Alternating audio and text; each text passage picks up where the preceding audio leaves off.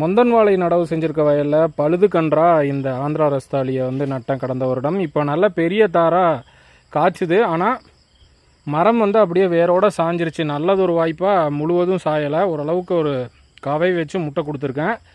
ஓரளவுக்கு அறுவடை வரைக்கும் இது தாங்கி நிற்கும்னு நினைக்கிறேன். ஆனால் முக்கியமாக இது சாஞ்சதுக்கு காரணம் நான் மண்ணணைக்காமல் விட்டது தான்.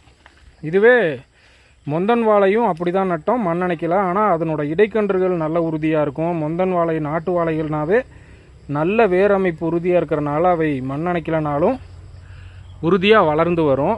அதே மாதிரி தான் இன்னொரு ஆந்திரா ரஸ்தாலியும் காய் காய்ச்ச உடனேவே சாஞ்சிருச்சு. காரணம் அதே தான், மண்ணணைக்கலை.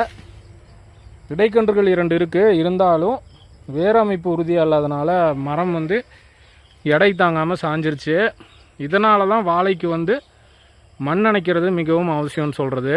எப்படியோ ஓரளவுக்கு கவை வச்சு மொட்டு கொடுத்துருக்கேன். பார்க்கலாம் அறுவடை வரைக்கும் தாங்கி நிற்கிதான்னு.